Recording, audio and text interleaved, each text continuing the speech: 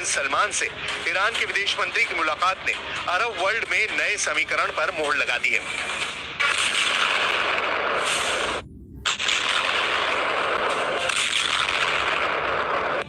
Hadera में इस हमले ने पूरे इजराइल को हिलाकर रख दिया है। हमलावर भी मारा गया, लेकिन 1 अक्टूबर को तेल अवीव में भी ऐसा ही हमला हुआ था, जब 2 बंदूकधारियों ने इजराइल की राजधानी में गोलियां बरसानी शुरू कर दी थी। इस हमले में 7 लोगों की मौत हुई थी, जबकि 9 घायल हुए थे। ऐसे हमलों और हिजबुल्लाह के रॉकेट अटैक के बीच इजराइल पर बड़ा खतरा ईरान की तरफ से है, और इसमें सबसे बड़ी भूमिका जनरल इस्माइल कानी की हो सकती है।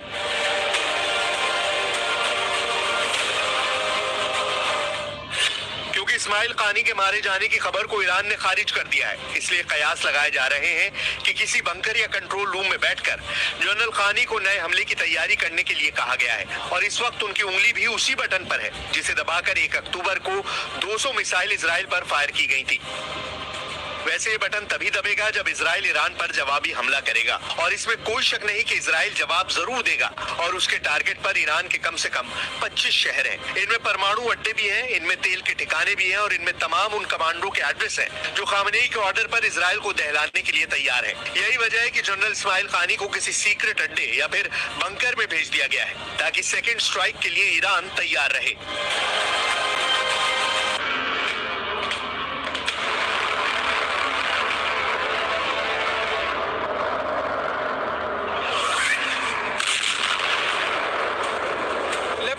से हिजबुल्लाह द्वारा दागे गए मिसाइल और रॉकेट लगातार इजराइल को परेशान कर रहे हैं। कुछ ऐसे मिसाइल या रॉकेट होते हैं जिनको हम जाने देते हैं, उन पर अपने संसाधन को खर्च नहीं करते। कई सारी कब्रें यहाँ पर देखिए तबाह हो गई हैं। एक रॉकेट आके गिरा है, जिसकी वजह से तबाही का जो मंजर है वो आप देख सकते हैं। यहाँ पर देखिए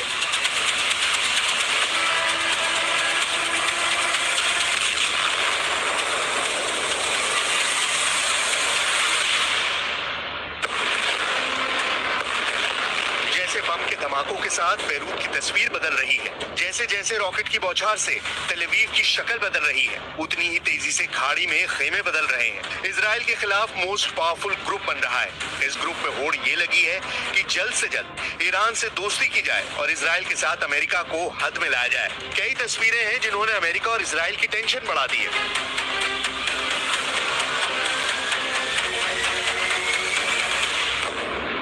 तस्वीर नंबर 1 देखिए, जहां तुर्की नेवी का शिप लेबनान में एंट्री कर रहा है। शिप पर तुर्की के किलर कमांडो एक्शन मोड में दिख रहे हैं। दूसरी तस्वीर अल्बानिया से आई है, जहां प्रेसिडेंट एर्दोआन इजराइल विरोधी गुट के विस्तार के लिए पहुंचे हैं। तीसरी तस्वीर तो ऐसी है जिसने इजराइल और अमेरिका दोनों को थर्रा दिया है। सऊदी अरब के रियाद में क्राउन प्रिंस सलमान से ईरान के विदेश मंत्री की मुलाकात ने अरब वर्ल्ड में नए समीकरण पर मोहर लगा दी है।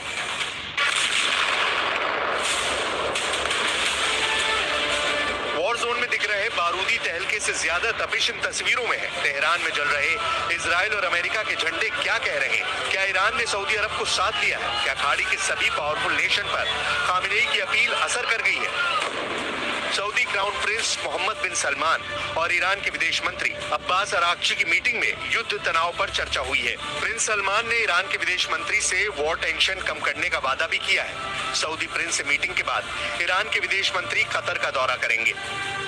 खाड़ी में अमेरिका के सबसे करीबी 2 मुल्क सऊदी अरब और कतर को माना जाता है। अगर ये दोनों देश ईरान के खेमे में गए तो इजराइल का बचना मुश्किल होगा। वजह यह भी है कि तुर्की जैसा ताकतवर देश अरब वर्ल्ड में फूट डालकर खुद को खलीफा साबित करने में लगा है। İsrail mezalimi görüşmemizin öncelikli gündem maddeleri arasında yer aldı. Netanyahu hükümetinin bölgesel kapsamının ötesinde artık küresel düzeni tehdit eder hale gelen saldırganlıkları hakkındaki görüşlerimizi paylaştık. उधर डिप्लोमेसी फ्रंट पर इजराइल जैसे जैसे ट्रैप में फंसता दिख रहा है, उतना ही वॉर जोन में उसे झटके लग रहे हैं। इजराइल की धरती थर्रा रही है। इजराइल के आसमान में बारूद का बवंडर उठ रहा है। कभी रॉकेट अटैक तो कभी ड्रोन से मिसाइलें पड़ रही हैं। इजराइल के चप्पे चप्पे पर दुश्मनों के धमाके की छाप दिखाई देने लगी। लेबनान से लगी इजराइल के सरहदी शहरों में अब किसी को सलामत होने की गारंटी नहीं है। मैं इस वक्त इजराइल लेबनान के बॉर्डर के बेहद करीब एक गांव में हूं, जहां 8 अक्टूबर को दोपहर 1 बजे एक साथ कई दर्जन रॉकेट से हिजबुल्लाह ने हमला किया था और उनके निशान आप अब भी गांव में जो घर है उनकी दीवारों पर देख सकते हैं। छोटे छोटे छेद यहां पर हुए हैं। हालांकि जो रॉकेट है वो गिरा था दूसरी बिल्डिंग पर। ये देखिए सामने की जो बिल्डिंग है उस पर रॉकेट गिरा था और उसकी वजह से दीवारें काली पड़ गई। अगर आप हिजबुल्लाह के हमले में इजराइल को भारी नुकसान हुआ है। आईडीएफ के टॉप कमांडर को नईम कासिम के लड़ाकों ने ढेर कर दिया है। हिजबुल्लाह ने नेतन्याहू आर्मी के बड़े ऑफिसर को मारकर दहला दिया है। इजराइल फोर्सेस की एलन ब्रिगेड की 5030वीं बटालियन के सार्जेंट मेजर रोनी गनीजाते हिजबुल्लाह के हमले में मारे गए हैं। 36 साल के मेजर गनीजाते लेबनान में हिजबुल्लाह के खिलाफ जमीनी हमले में मारे गए। ग्राउंड बैटल में अब तक हिजबुल्लाह ने इजराइल के 12 सोल्जर्स को ढेर किया है। अपने अफसर की मौत के बाद इजराइल ने हिजबुल्लाह के 2 कमांडर मार डाले हैं, जिसमें एक अहमद मुस्तगा अलहाज अली और दूसरा मोहम्मद अली हमदान बताया गया है। جايين نغير قوانين اللعبة. بربيكان حمضيات الجديد، ميكس خطير يجمع بين الشعير اللي تحبه ولذعة الحمضيات الرهيبة. रैंक 4 के कमांडर थे। 2 टॉप कमांडरों की मौत का बदला लेने के लिए हिजबुल्लाह ने इजराइल के कब्रिस्तानों को भी बारूद से पाट दिया।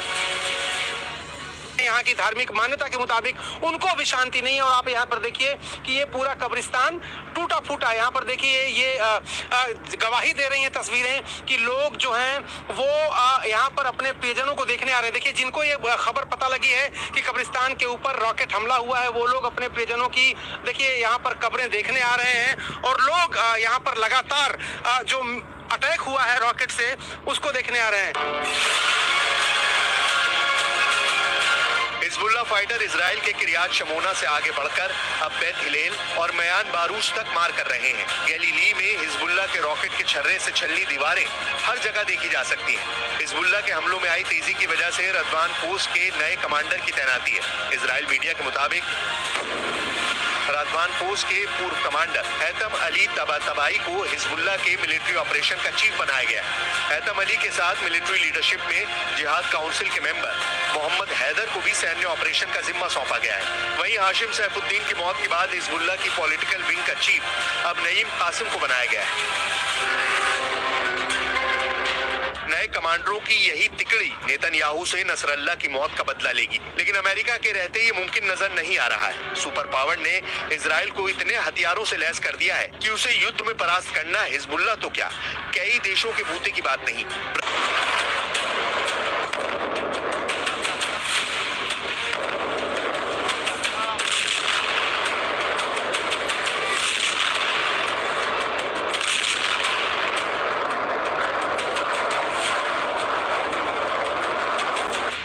Message for the tyrants of Tehran.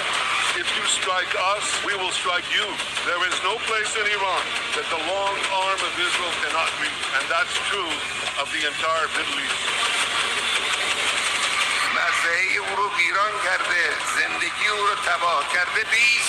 And some other Western leaders are now calling for an arms embargo against Israel.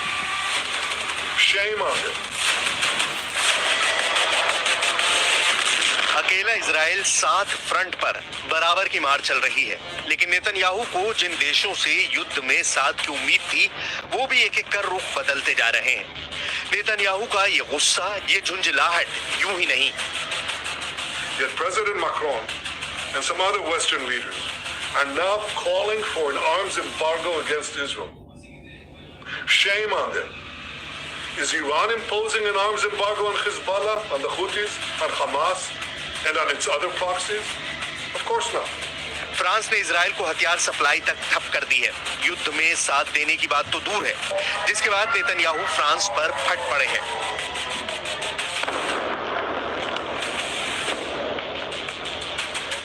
Yet President Macron and some other Western leaders are now calling for an arms embargo against Israel.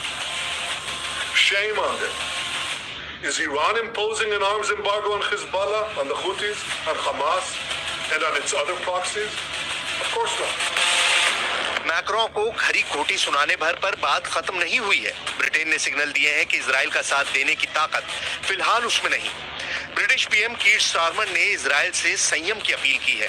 साथ ही ये भी clear किया कि Britain को गजा युद्ध से नुकसान हुआ है, यानी नेटो के 3 ताकतवर देश इजराइल से दूरी बनाते दिख रहे हैं। इसमें पहला देश है तुर्की, जिसने पहले ही इजराइल के खिलाफ मोर्चा खोल रखा है। दूसरा फ्रांस, जिसने इजराइल के हथियार सप्लाई रोककर नेतन्याहू को सेटबैक दिया है। तीसरा ब्रिटेन, जो ईरान इजराइल युद्ध से दूरी बनाने की दुहाई दे रहा है। नेटो फोर्सेस के 32 देशों में ये 3 देश ऐसे हैं जिनकी सैन्य क्षमता सिर्फ अमेरिका से कम आंकी जा सकती है। इन जैसे कई और देश हैं जो इजराइल के लिए अपना नुकसान नहीं झेलने का बहाना बना सकते हैं। तो क्या सिर्फ अमेरिका ही इजराइल को बचाने आएगा? इजराइल और अमेरिका मिलकर क्या अरब लीग के 22 देशों से युद्ध जीत पाएंगे? इजराइल की मुश्किलें दिन ब दिन बढ़ती जा रही हैं। सबसे भीषण हमले दक्षिण लेबनान में हो रहे हैं, जहां हिजबुल्लाह का टनल नेटवर्क है। नेतन्याहू साफ बता चुके हैं कि हिजबुल्लाह के निस्तनाबूद किए बगैर ये युद्ध नहीं रुकेगा, लेकिन हिजबुल्लाह भी हार मानने को तैयार नहीं। ईरान ने नए हिजबुल्लाह चीफ का नाम भी फाइनल कर लिया है। बताया जा रहा है कि नया हिजबुल्लाह चीफ खामेनेई का खासम खास होगा। हिजबुल्लाह के नए चीफ का नाम इब्राहिम अमीन अल सैयद बताया जा रहा है। इब्राहिम ने 1985 में हिजबुल्लाह के घोषणा पत्र, जिसे ओपन लेटर कहा गया, उसको सार्वजनिक किया था।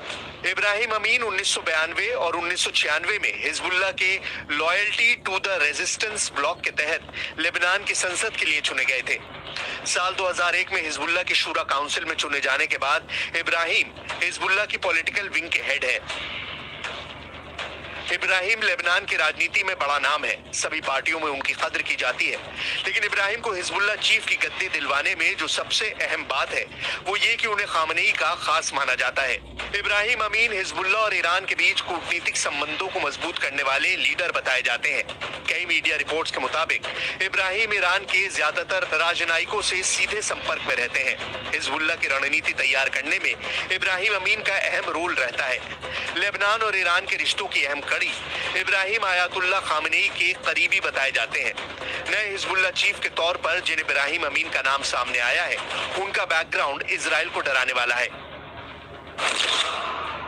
इब्राहिम अमीन अल सैयद लेबनान के बेका के हाउचल नबी गांव के रहने वाले हैं। साल 1981 में बेरूत की लेबनानी यूनिवर्सिटी से केमिस्ट्री में ग्रेजुएट अमीन विदेश में भी पढ़ाई कर चुके हैं। इब्राहिम ने 1984 में फ्रांस के स्ट्रासबर्ग यूनिवर्सिटी से मास्टर्स की डिग्री ली।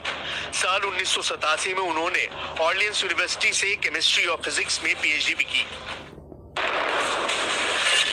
24 घंटे के अंदर ईरान खुद को परमाणु पावर घोषित करेगा या 24 घंटे के अंदर इजराइल करेगा ईरान पर हमला।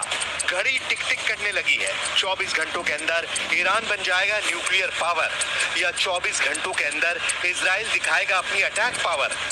दोनों के पास है 24 घंटे, जो इस बात को फाइनल कर देंगे कि अब विश्व युद्ध होगा या फिर परमाणु युद्ध।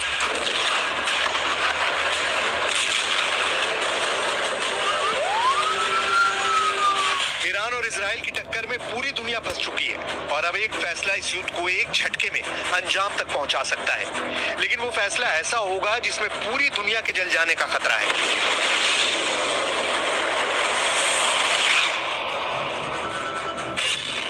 अमेरिका की मीडिया से लेकर दुनिया के कई हिस्सों में अब ऐसी खबरें छप रही हैं कि ईरान ने बहुत खुफिया तरीके से परमाणु परीक्षण कर लिया है।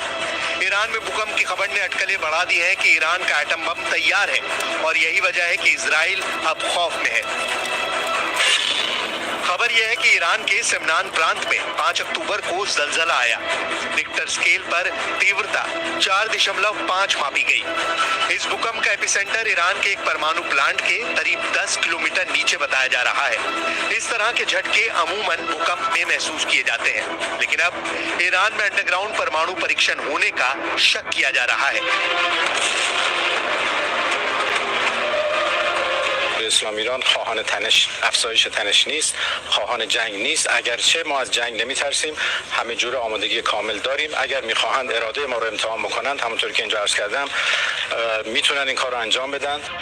1 अक्टूबर को ईरान ने इजराइल पर 200 बैलिस्टिक मिसाइलों से हमला किया।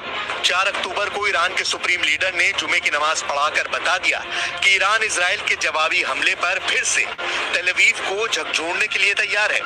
5 अक्टूबर को ईरान में भूकंप आता है और फिर इस भूकंप में परमाणु परीक्षण की थ्योरी वायरल हो जाती है। ऐसा इसलिए क्योंकि इजराइल की तरफ से ईरान के जिन ठिकानों को टारगेट बनाने की तैयारी की गई है उसमें ईरान के परमाणु अड्डे भी हैं और ये ईरान से ज्यादा अमेरिका के लिए बड़ी फिक्र की बात है, क्योंकि उसे खतरा है कि ऐसे हमले पूरी दुनिया को विश्व युद्ध में झोंक सकते हैं।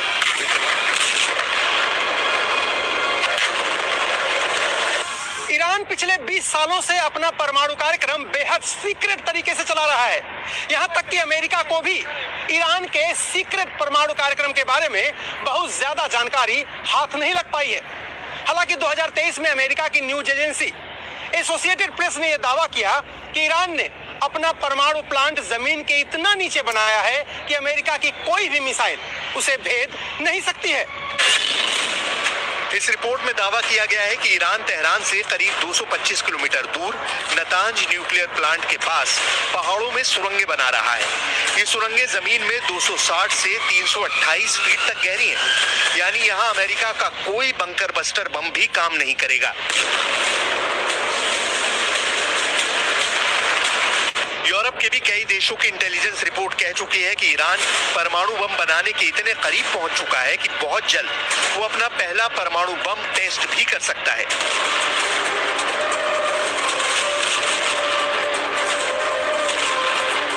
इसलिए एक साल बाद अगर ईरान ने एटम बम बना लिया है तो इजराइल उसे कैसे काउंटर करेगा। ईरान की मिसाइल रोकने में इजराइल फेल रहा है। उसके एरो मिसाइल डिफेंस सिस्टम भी ईरान की मिसाइल के खिलाफ फूल प्रूफ सिस्टम की तरह काम नहीं कर पाए। इसलिए अगर ईरान ऐलान करता है कि उसने परमाणु बम बना लिया है तो समझ लीजिए कि पूरे इजराइल में परमाणु बम का सायरन बजने लगेगा, चाहे वो राजधानी तेल अवीव हो या फिर हाइफा या फिर कोई और इजरायली शहर। मैं इस वक्त इजराइल के तेल अवीव में हूं और यहाँ के लोगों में हमास के छोटे रॉकेट से ज्यादा डर ईरान की बड़ी मिसाइलों का रहता है। वैसे तो इजराइल का एयर डिफेंस सिस्टम 24 घंटे अलर्ट मोड पे रहता है और इजराइल की तरफ आने वाले हर ड्रोन को, हर मिसाइल को और हर रॉकेट को इंटरसेप्ट करके आसमान में ही खत्म कर देता है। लेकिन फिर भी यहाँ के लोगों के मन में एक सवाल हमेशा गूंजता रहता है कि अगर हमला 1 अक्टूबर से बड़ा हुआ तो क्या होगा। ईरान के परमाणु ठिकानों को लेकर IAEA यानी अंतर्राष्ट्रीय परमाणु ऊर्जा एजेंसी की एक सीक्रेट रिपोर्ट पहले ही इजराइल और अमेरिका को बहुत ज्यादा डरा चुकी है। IAEA की सीक्रेट रिपोर्ट में दावा किया गया है कि ईरान ने 60% तक संवर्धित यूरेनियम इकट्ठा कर लिया है। इसीलिए कहा जा रहा है कि बहुत जल्दी ईरान इससे 3 एटम बम बना सकता है। ईरान का यूरेनियम का स्टॉक 6 किलो 700 ग्राम से बढ़कर 128 किलो तक पहुंच गया है। एक परमाणु बम बनाने के लिए यूरेनियम का 90% तक संवर्धन करना जरूरी है और दावा किया जा रहा है कि ईरान ने 60% तक संवर्धन कर लिया है।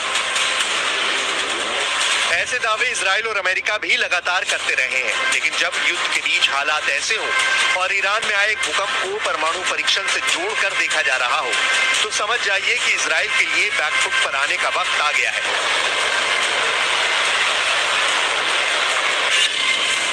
अब परमाणु बम को लेकर ईरान वाले खतरे ने इजराइल और अमेरिका का डर वाला मीटर रेड लेवल पर चला गया है। इस कांटे पर इतना प्रेशर है कि ये कभी भी वर्ल्ड वॉर बनकर टूट सकता है।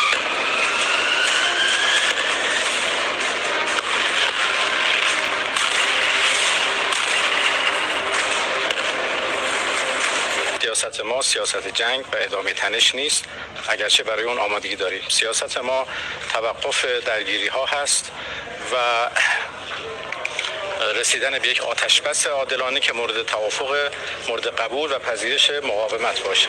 ईरान पहले 13 अप्रैल को और फिर 1 अक्टूबर को दिखा चुका है कि उसके पास ऐसी मिसाइल है जो के बाद 400 सेकंड के अंदर इजराइल पर जाकर तबाही मचा सकती है। ऐसे में ईरान का एटम बम या कहें कि उसके तमाम परमाणु ठिकाने फौरन तबाह कर दिए जाएं, यही इजराइल का फोकस होगा।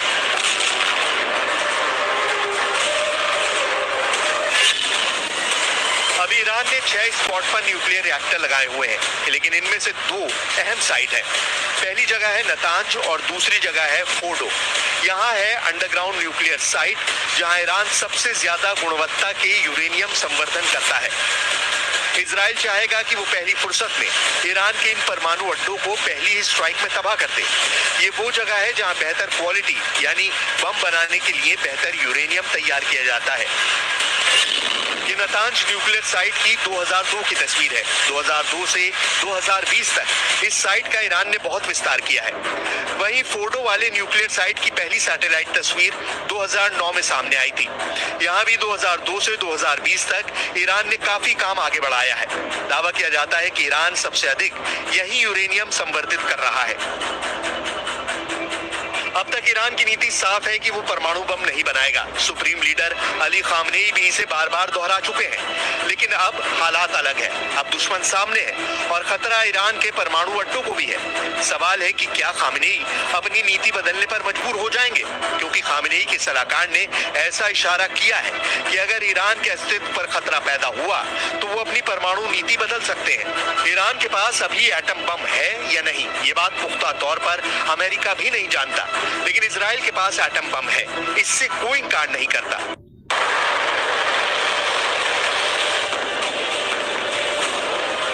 1 अक्टूबर तो ट्रेलर था। ईरान पूरी पिक्चर किस तारीख को दिखाएगा, इसका फैसला जनरल इस्माइल कानी पर छोड़ दिया गया है। इस्माइल कानी यानी ईरान के कुद्स फोर्स का वो कमांडर जिसके मारे जाने की खबर वायरल है। इस्माइल कानी यानी ईरान का वो कमांडर जिसने जनरल कासिम सुलेमानी की जगह ली है। इस्माइल कानी यानी ईरान का वो जनरल जो अगर जिंदा है तो कोई शक नहीं कि उसकी उंगली इस वक्त मिसाइल के बटन पर है।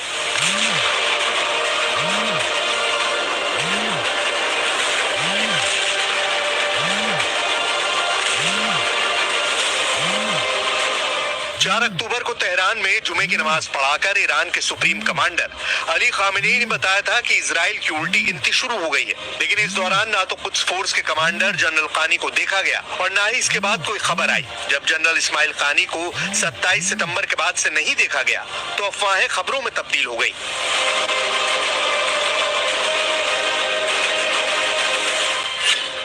वर्ल्ड मीडिया में खबर आने लगी कि कानी गायब है और शक है कि नसरल्ला पर जब इजराइल की स्ट्राइक हुई तब जनरल इस्माइल कानी वहां पर मौजूद थे। इन खबरों ने ईरान में भी हड़कंप मचा दिया और फिर आई ये सफाई। तेहरान में हुई कॉन्फ्रेंस में जनरल कानी को आना था, लेकिन फिर वहां के होस्ट ने ये जवाब दिया। ये شایعات و با همه بوهای خبری که رسانه‌های مختلف غربی و مخصوصا در مجازی رسانه‌های تلگرامی در این چند روز فریاد میکشیدند سردار سرفراز اسلام فرمانده معزز نیروی قدس حاج اسماعیل قانی ضمن ابلاغ سلام محضر یکایک حاضران در همایش जनरल कानी को इजराइल का बहुत बड़ा डर कहा जाएगा, क्योंकि ईरान की कुछ फोर्स वो ताकत है जिसके पास विदेशों में ऑपरेशन करने की जिम्मेदारी होती है। ये फोर्स इराक से लेकर सीरिया, लेबनान और यमन में भी एक्टिव है और कोई हैरत नहीं होगी अगर इजराइल के अंदर भी खुफिया ऑपरेशन में कुछ